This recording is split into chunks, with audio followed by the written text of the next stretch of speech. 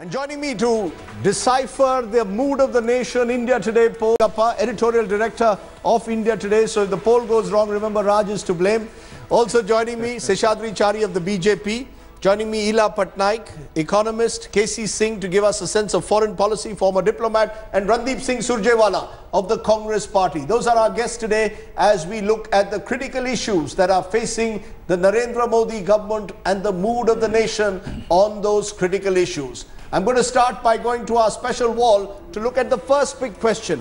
What are the major issues that people are most concerned about in the country at the moment? This is what the Mood of the Nation poll is showing. Let's take a look at the National Opinion Poll, the Mood of the Nation. Okay, we asked the question, asking people, open-ended question, what do they believe are the critical issues confronting the country? 29% are saying price rise.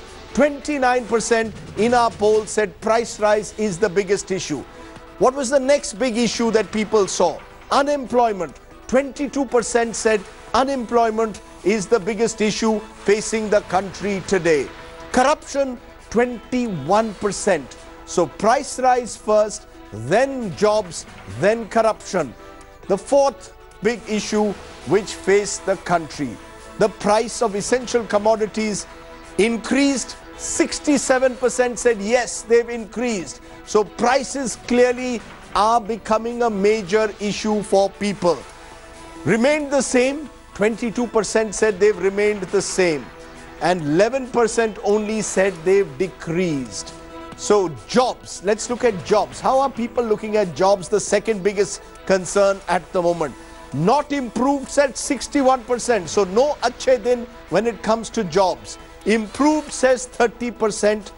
What do people therefore feel are the major issues? Clearly are jobs and prices. Can't say was 9%. That's the first big finding. The three biggest issues, not Kashmir, not Pakistan, but bread and butter issues, jobs, rising prices and corruption.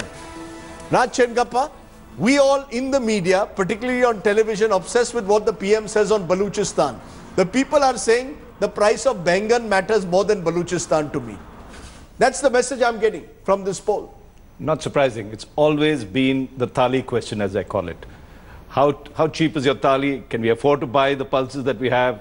This is something that all our polls have shown, that whatever it is, price rise, inflation is number one most of the time, jobs, and then probably corruption. You know, I mean, that's the normal order that is there. And these are issues that if Mr. Modi doesn't address, the numbers that we saw that he's bounced back could very well diminish fairly quickly. That's right. The India Today poll, a reminder, of course, that in our survey, we are saying that the BJP-led NDA would win 304 seats out of 543 if elections were held today. So the Prime Minister's personal popularity also high.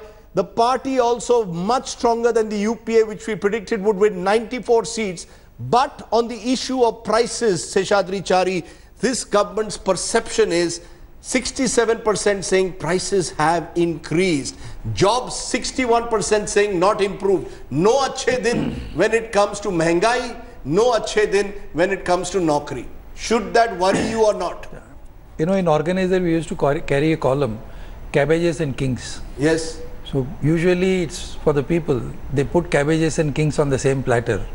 So they don't see any difference. No, but is there a worry? Because people are saying that even if Mr. Modi is king, the fact is the price of cabbages matters to them. Obviously, it's very, very obvious. And that was one of the promise that the NDA government gave.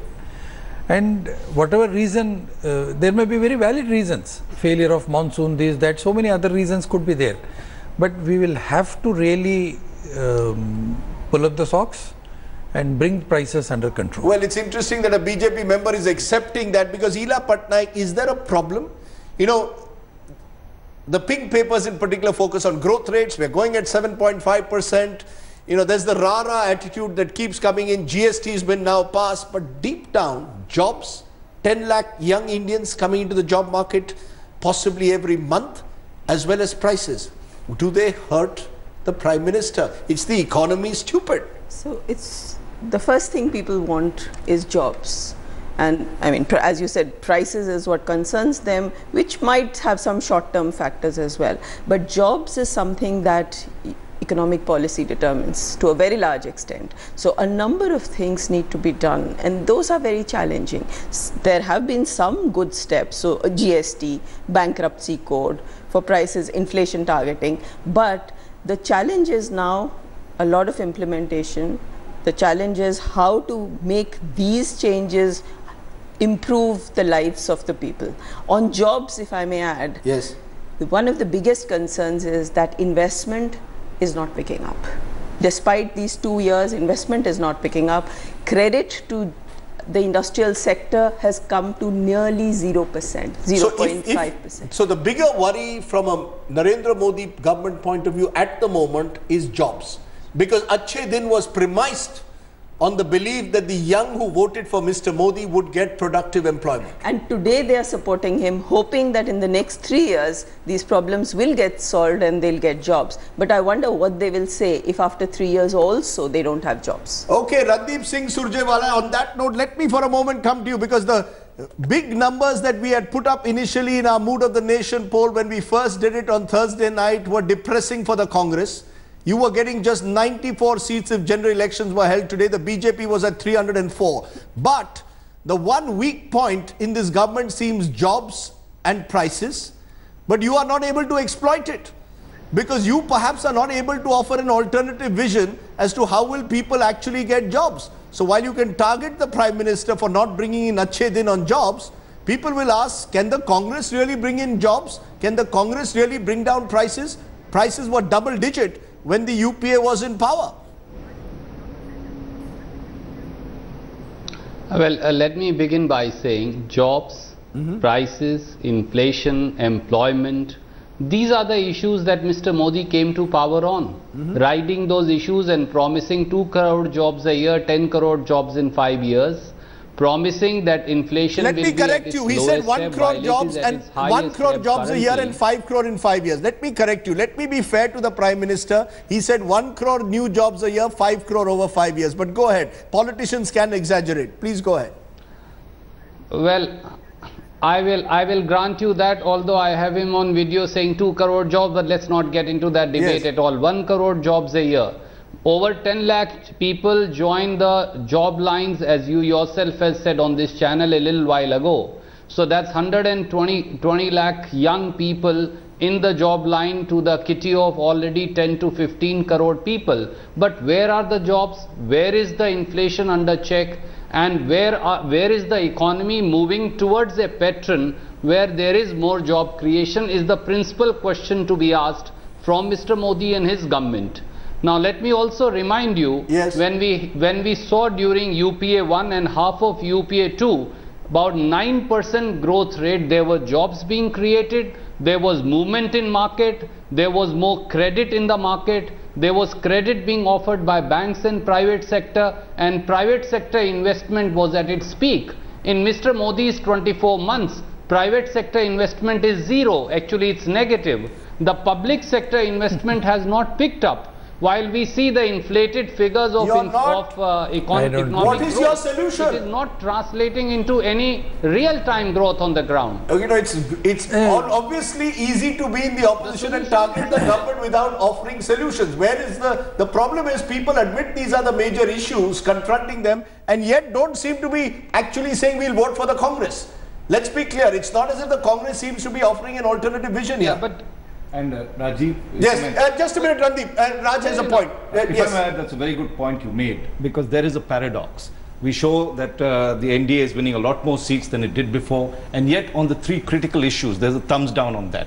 And the point that you made is that they still perceive Mr. Modi as the one that would deliver these critical issues rather than the Congress at the moment. You know, that's interesting. Rajdeep Singh Surjewala, you want to complete your point very quickly and then I'll get a word in from Ela and Seshadri. Yes.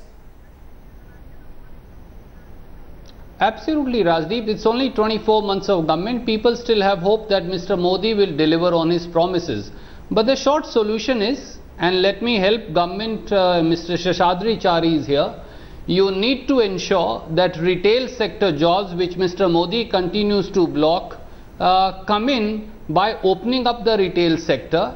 When you opened up single brand retail, why not open up multi-brand retail, which will open up a whole plethora of jobs for the young, as also trading and help agriculture. Two, there has to be a movement in products of agriculture and prices that is given to the farmer.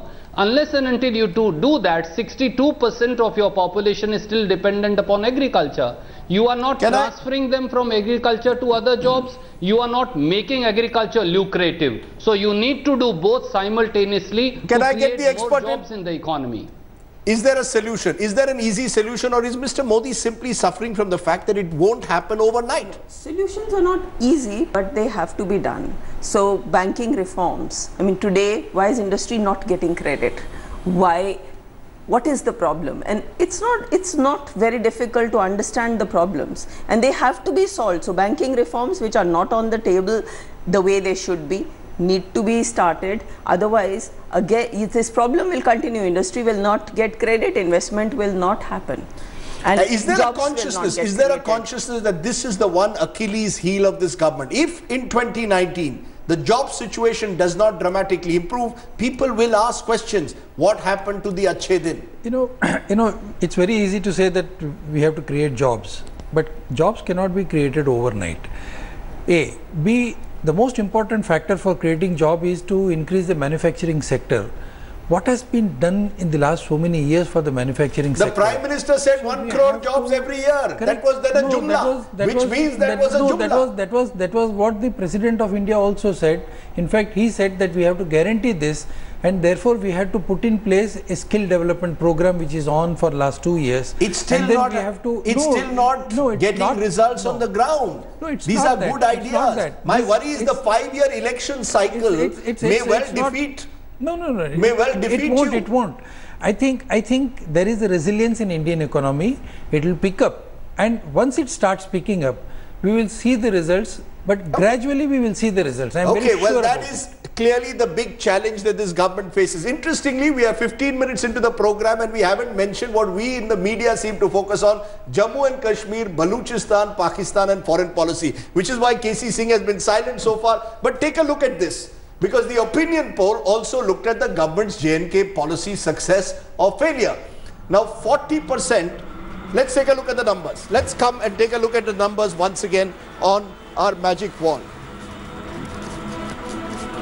You saw what was the situation when it came to jobs and when it came to prices. Now, when it comes to the government's J&K policy, 40% say it's been a success. Remember, this is an all-India number. 40% believe the government, despite the Kashmir unrest, is getting its J&K policy right. How many thought it was a failure? 21% said same situation. Situation has not changed. 12% only see it as a failure, others had no opinion. So clearly those who believe it's a success are almost 1 in every 2. Modi government's handling of Pakistan relations, 66% saying he's handled them well. Let's take a look at those who believe that he's bungled it. Only 9% are saying he's bungled it. When it comes then to those who say can't say, it is 24%. Okay. Let's then take a look at Mr. Modi's relations with foreign countries. 57% say better than the UPA government. So Mr. Modi is getting a thumbs up on foreign policy. 11% said same as the UPA government, and about 14% said worse than the UPA government, and the remaining 18% said can't say. KC Singh, here's the disjunction. Foreign policy, we all are critical at the moment of Mr. Modi, particularly on what's been happening with Pakistan in a sense, this blow hot, blow cold. People don't seem to mind it. Mr. Modi is doing better on foreign policy than domestic policy. What explains that? Is it a perceptual thing that you want a muscular policy towards Pakistan? Two things. One is Pakistan and then the rest.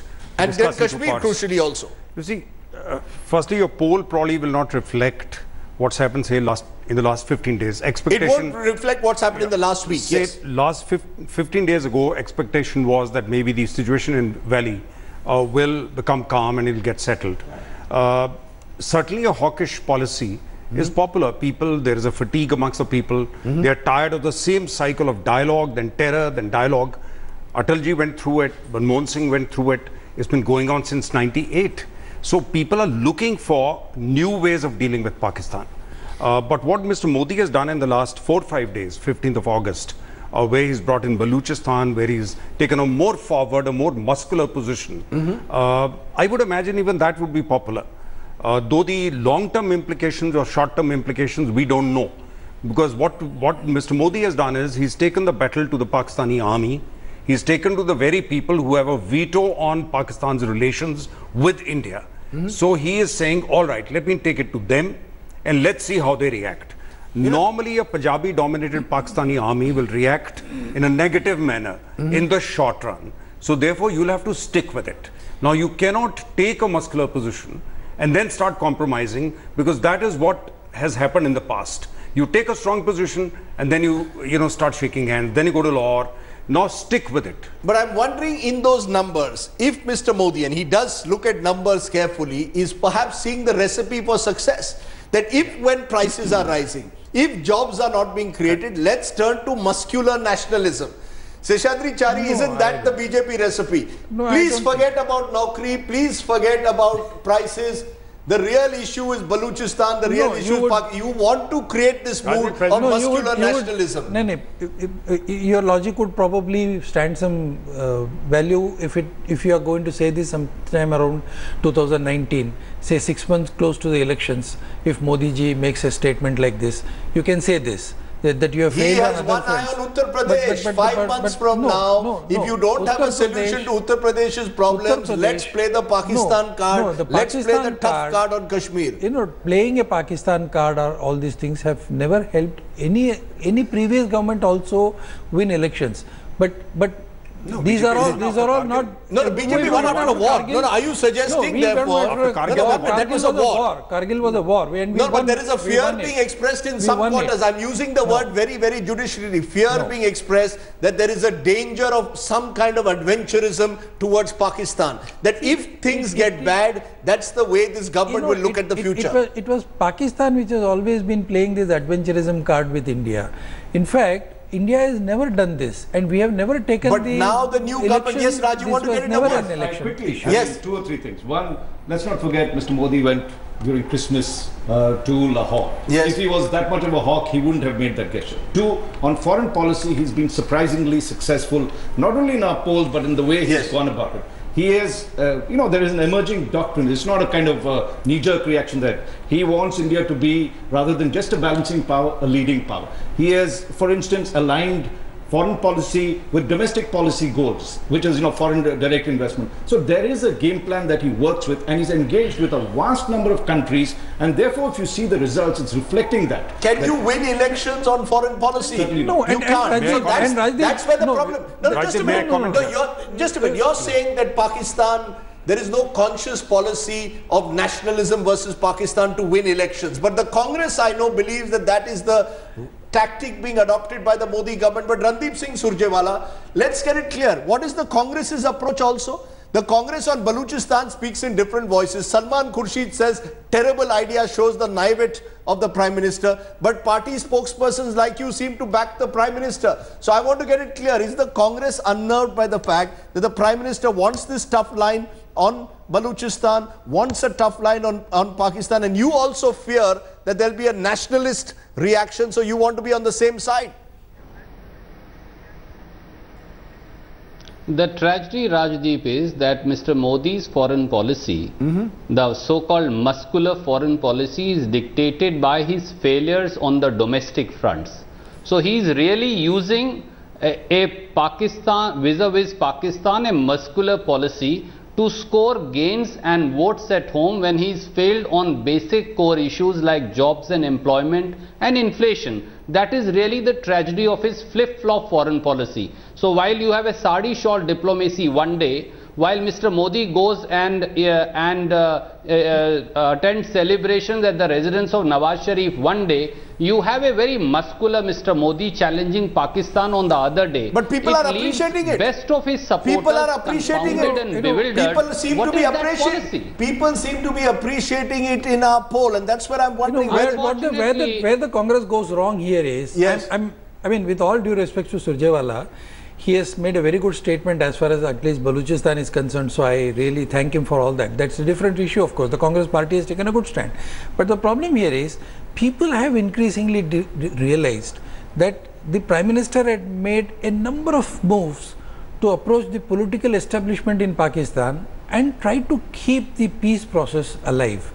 But in spite of this, Pakistan is a divided country. The army calls the shots, and however much you may want to deal, Mr. Modi was told this even a year ago. However much you may want to deal with the political establishment in Pakistan, they give us opportunity. They give prime ministers, they give the defense ministers opportunity to use this kind of a language, and this is exactly what has happened. I'm just wondering then whether Mr. Modi, when he was testing the waters, as you're calling it, in Islamabad, now finds himself doing a 180 degrees U-turn. No, it's not a U-turn. Do you see this kind of muscular nationalism even in Kashmir, where today you have a government that the BJP is in par with Mehbooba Mufti, who has a completely different view how to deal with the Kashmir unrest than Mr. Modi has. Somewhere will this unravel? Can you, on the basis of sustained muscular nationalism, believe that that is the only way to do foreign policy? Bring in Balochistan when the focus should be on POK? Look at the Red Fort speech of the Prime Minister. Yes. Normally, Prime Ministers devote a good amount to a balanced approach to what their foreign policy is, what Raj is saying vis-a-vis every country. He only talked of Qatari gas, he talked of Bangladesh border agreement, and then Pakistan. He did not go to any other country. I think he realizes that over the next 6 months, he is not going to the UN because US is busy with presidential elections. Yes. Europe is in recession. They're too busy with Syrian refugees. China is busy with East China Sea, South China Sea, their own economy.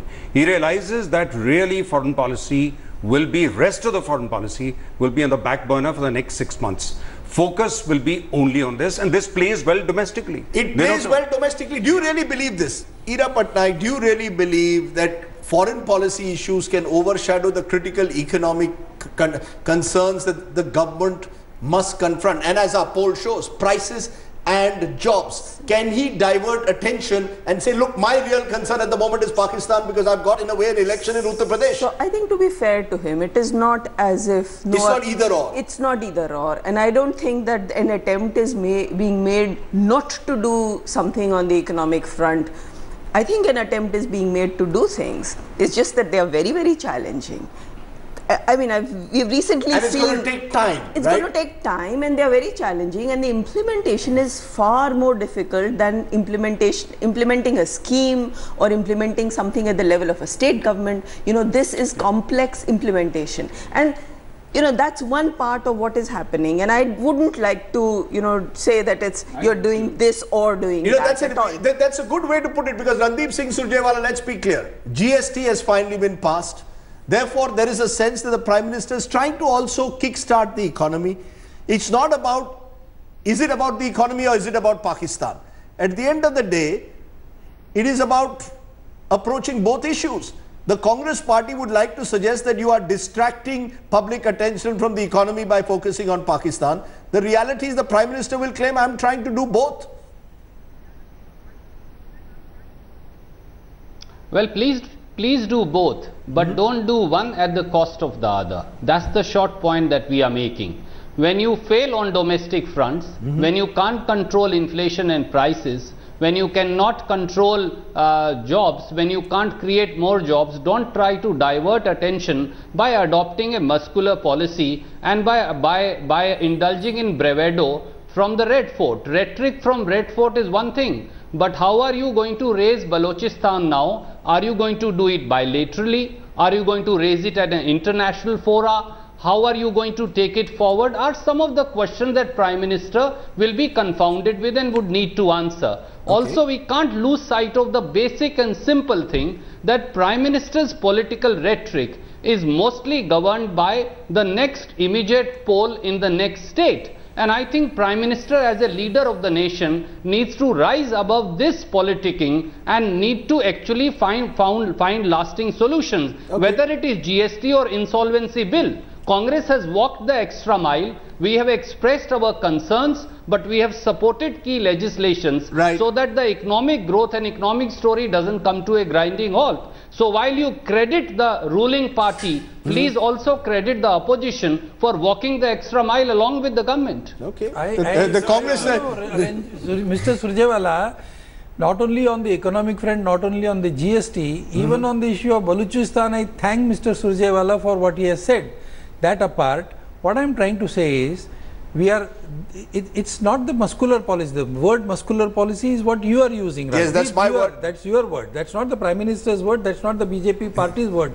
And that's not the people's word. The Prime Minister tends to use the word chappan ki chhati, if I recall, 56 inch. The whole idea is to highlight the issues that are facing this country. And don't forget one thing. I mean, I may not have... one of those issues is Kashmir. One minute. One of the issues is Kashmir. Please tell me. I want to understand. Since you are saying... I may not have all the figures right now, but terrorism... Sir, one of the issues is Kashmir. What is your approach? What is your approach towards Kashmir? Issue, even in economy. What is your approach towards Kashmir? I don't know. People may well in our survey be saying, and this is a national mood, so may well be saying, let's take a tough stand towards stone pelters. But your chief minister has a very different view. We have a government. A government which is talking in different voices. Government. We know that PDP and BJP have serious differences of opinion on certain issues, but in spite of this, they have come together and they are now forming a solution and they are working on it. I don't know what the solution is. Yes, Raj. Is Kashmir the bigger challenge for him than even Pakistan today? There is no doubt about challenge. Sir, you seem to at the moment be struggling for a solution, but go ahead. I agree with you fully that this government has to take responsibility for what's happening in Kashmir. They have run a coalition, they have not handled it well, it shouldn't have spun out of control as it has done now, and there is no need, of course, fair enough, you have a tactic to divert some of that to Pakistan and say whatever is there, but there is an internal issue we have to deal with. So they may well be using Pakistan to divert from the internal crisis in Kashmir. But the second point I'd just like to make, to the government's credit, they are not playing the economy as is being suggested. While Mr. Surjewala has very valid points, let us not forget that in the budget, he pumped in the largest amount of allocation for infrastructure, which was housing, roads, highways. But that will take time. That will take time to fructify. He's not diverting. He's making the effort, as he loves saying. Okay, let me turn to another question, which 6 months ago was top of the mind. Communal harmony. Let's take a look at what the India Today Mood of the Nation survey is saying when it comes to the issue of communal harmony. Let's take a look at the numbers now as they come up.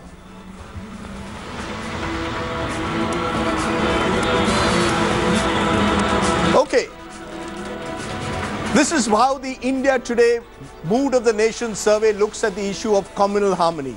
Has communal harmony changed? Has it improved? 35% say yes, the mood has improved in the last 6 months. 49% say it remains the same, no difference. Only 17% say it's deteriorated.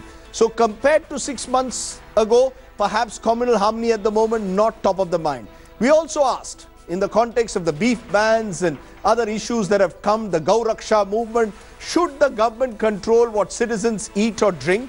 57% said yes, they should. No said 28%. Can't say said 15%. Interesting numbers there. Raj Chengappa, we were obsessed with this issue in the backdrop of Dadri, in the backdrop of what the Maharashtra government had done. Things seem to have changed. This issue is not top of the mind, despite what has happened with the Gau Raksha, but with the Una protests, maybe this can become politically volatile in the months ahead. Gau Raksha cannot be the basis of new Hindutva politics. You know, we were asking a general question in that sense. Will the government? And there I think you see there is a conservative streak in all of us, you know, much of the majority, which says, yes, we should censor films, if you see later on the questions that we ask. So you can see that streak happening. But certainly you're right. Even if we say that, you know, the situation has improved 35%, a large majority still feel communal harmony is an issue. And if you look at as you break down the numbers, if you ask the Muslims on the other minorities, they are quite concerned. So while the vast majority might say, the Hindu majority might say, yes, things are looking okay or whatever it is, you would find concerns being expressed by them. It's not just the Hindu majority, it's not just minorities, it's Dalits. let's be clear, the Una protests can become a powerful symbol of what perhaps the government is not doing right. We expect perhaps more than the Prime Minister again to really rein in these vigilantes beyond just rhetoric. See, the Prime Minister, the party and so many other organizations have categorically said that banning these things or dictating who should eat what are all not on the agenda either of the party or of the government at all. So you say this, but the reality on the ground is different. Commented on this, but if certain political forces want to really carry this forward, I'm consciously using these words. There are political parties in this country which would very much want to really political mileage out of. Are you saying the Congress and other parties are doing it deliberately? Are stoking these fires? I'm not naming, but you know, Rajdeep, who are the parties? No, I don't know. You tell me. I can tell them. If you really want to know, the Congress Party, Bahujan Samaj Party are deliberately raising these issues. They are the vigilantes, let's be clear, the Govt groups are not aligned to them, they are aligned to your wider Sangh Parivar. So they not aligned to anybody. And then you say that they are... No, that's exactly what I'm saying. They are not aligned to anybody. They are not aligned to anyone. No, they are not aligned to the BJP, they are not aligned to the RSS if you want. The Aditya Naths and all of the world are not aligned to you. Aditya Naths, likes of the Aditya Naths have been told by none other than the Prime Minister himself and also the RSS chief that mind your language. What else? Randeep Singh Surjewala, what else do you expect when you all participate in these rallies, protest movements after Una? Reflected in your polls also. Let's get it clear. What else does the Congress expect from this government on the issue of communal harmony? There are two issues that stand out for any common citizen in this country. One, that the current Modi government is extremely hostile to the Dalits who have no place in terms of either political representation or a place in the entire societal atmosphere which you pointed out. Same goes for minorities, and let me give you a very quick figure. 131 are the SC/ST seats. Last time Mr. Modi won 66 out of them. Can any sane person today say that the same Dalits and tribals would vote in the same numbers for Mr. Modi? One has to be naive to think that they'll get the same numbers. You are latching on to figures. Two seats which have over 20% minority population. Okay, let's forget the figures for a second, but can I just say, this is what they are aiming at. The way Dalits were humiliated, the way Rohith Vemula was driven to suicide, the way Ambedkar Periyar study circle was banned, the way Delita was, a girl in Rajasthan, was driven to death. These are stark instances against Mr. Modi, where Prime Minister has kept mum or silent, or has actually egged upon those who are perpetrators of the crime. He has not kept silent, but strategically he has not kept silent. Let's be fair. Let's be fair. Ministers are an example. Let's be fair. He perhaps remains silent for way too long, but he does eventually speak. Yes, Mr. but Modi just a line. speaks post facto. Yes. No, Mr. Modi waits for a month, 15 days at times, and he speaks about Kashmir in Madhya Pradesh and speaks about Dalits of Gujarat in Telangana. Is that the way that Prime Minister would provide leadership? It shows a tacit approval. It shows that please go ahead and humiliate, go ahead and maim, go ahead and kill. I will keep mum. I will not speak in parliament. You made your point. I will not speak outside it, and I will wait for a month to actually then pass a comment. Okay, I just want to ask you before I take a break. Amas, from what you've seen in the Mood of the Nation poll, is it very clear that maybe there is a fundamental disjunction with the issues that the media particularly focuses on and what really lies down there? That people are more concerned, I come back to it, about bread and butter issues, but that we or the governments of the day tend to focus on the more polarizing issues of our times. While it is true economic issues are more important, we should not underestimate the impact that these issues have over a period of time in terms of reconsolidation of political forces. We've already seen how the reconsolidation is helping BSP in UP and the way the morale boosting has taken place. The reconfiguration that occurs over a period of time is what should be of concern to BJP. Secondly, let me just make one more point. You cannot have, I've written about it and spoken about, disjunct between your domestic policy and your foreign policy. So no disjunction between your policy towards Kashmir and your policy towards Pakistan? When Mr. Modi spoke to the US Congress, the language he uses, the force he speaks with, saying there'll be equality of treatment, is not the force and consistently conveyed message within the country. Quickly, Ida Patnaik, do you believe if you were advising Mr. Modi and he was seeing these poll numbers, would it be in some way at least have one or two major economic moves that will give a sense that the government is on the right track? Do you believe Mr. Modi has already done that? What more can he do? He's got GST through. What next can he do? So next he can do banking reforms. He can do a simplification of the tax code and simplification of tax administration. He said that people are more afraid of taxmen than of the police. And he can change that. The next 3 years, the government should not only implement the things that they have to do on the bankruptcy code, on inflation targeting and on GST, but they bring in these 3 reforms. So there is an unfinished agenda. There is an unfinished agenda which, if implemented, perhaps can give a sense that he's got the economy in particular on track.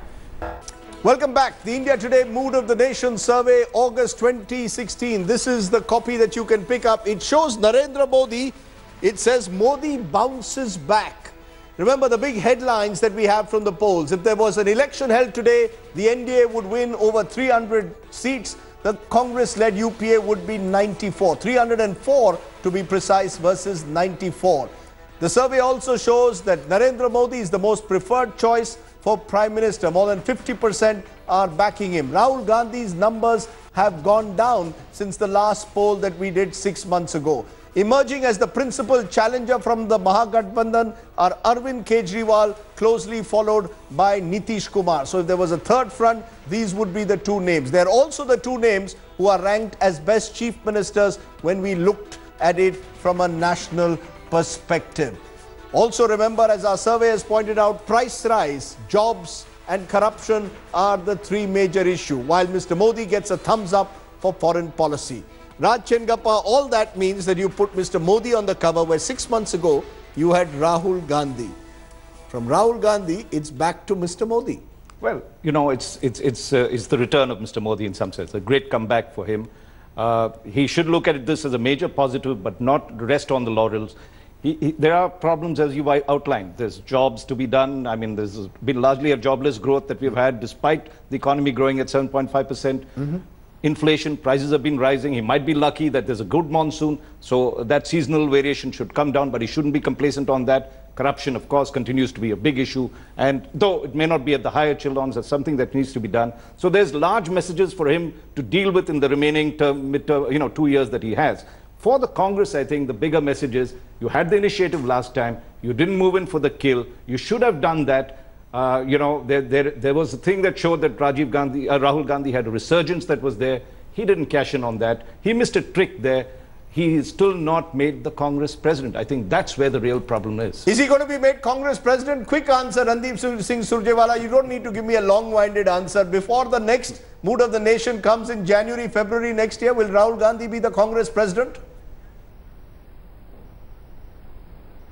Well, I sincerely hope so, but I definitely cannot answer that question on the television channel. It's a matter to be deliberated and decided quickly inside the party. But can I just point out one thing? Very quickly. If you look at your poll, it's also a vote of no confidence on 3 major issues of Mr. Modi.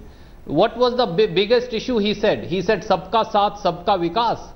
Only 17% people believe it's true. That means 83% people believe he has failed.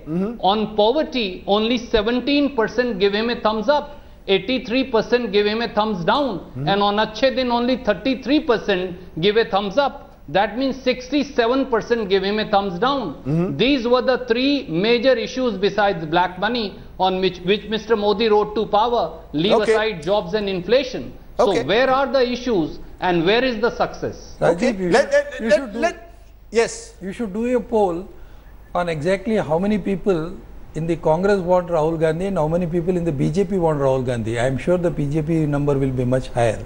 Okay, I'm going to leave it there. Many believe, of course, the kind of let me leave it there, because many believe that as long as Rahul Gandhi is there in the Congress, Mr. Modi has an advantage. That may or may not be true, because it may well lead to complacency in the ranks of the BJP as well. I don't know whether my guests are fond of movies. Are you? Okay, let me tell you what the Mood of the Nation poll says. number one hero in 2015-16 as rated in the Mood of the Nation poll. At rank 5 was Ranveer Singh and Ranbir Kapoor. Ranveer Singh is a new entrant here. At rank 4, Amir Khan. Remember his big movie Dangal comes up on wrestling in December. At rank number 3, Akshay Kumar, who's had a few hits recently, most recently Rustam. Rank number 2, Amitabh Bachchan and Shah Rukh Khan. Ranked number 1 though is Salman Khan. Bhai remains at number 1 when it comes to the number 1 hero. The number 1 heroine of 2015-16. Rank number 5, Sonam Kapoor. She comes in on the back of her performance in Nirja. Rank number 4 is Kareena Kapoor. Rank number 3, Anushka Sharma and Katrina Kaif. Rank number 2, Priyanka Chopra, who's now become an international star. But rank number 1 is Deepika Padukone, 14%, and perhaps appropriate in a week where badminton has done well. Remember, her father, Prakash Padukone, was the original star of Indian badminton, and this has been the big Olympic week for Indian badminton. Any comments on who's your preferred heroine, if I may ask? Very quickly. I can't put up with 3 hours of a movie. You are not a movie buff. I only see snatches of it. Songs, yes. Songs, yes. No stars. Yes. I love all of them. You love all of them? All of them. You're a fan of even a Salman Khan and Sultan or any? Salman Khan or a Deepika Padukone. Absolutely. You know, it speaks of volume. Yes. That You have a favorite film star? Amitabh Bachchan is still number 2. That's right. That's Mr. Bachchan is still, in a way, he is immortal. Yes, Raj, when you asked this question, Great diversion to have. you never thought of putting Deepika and Salman on the cover. You might sell more copies than if you put Narendra Modi or Rahul Gandhi. Think about it. He'll be upset. Okay, next time. India Today may well put You can put both of them together, in fact. You will sell much more. Okay, Randeep, do you have a favorite film star? I think Ranveer Singh and Deepika, they not only make a great pair, they are great actors, and it's great that they are there. Of course, maybe you need to find a pairing then in Priyanka Gandhi and Rahul Gandhi before the UP elections. We'll see whether that happens or not. But ladies and gentlemen, thank you very much for joining us. I think this Mood of the Nation poll has given us a sense of where we stand at the halfway point of this government. Clearly, it's advantage Mr. Modi. Clearly, the opposition has much catching up to do. But there is no room for complacency, because as our polls have shown, 6 months in particular is a long time in politics. Thanks very much for joining us. Goodbye.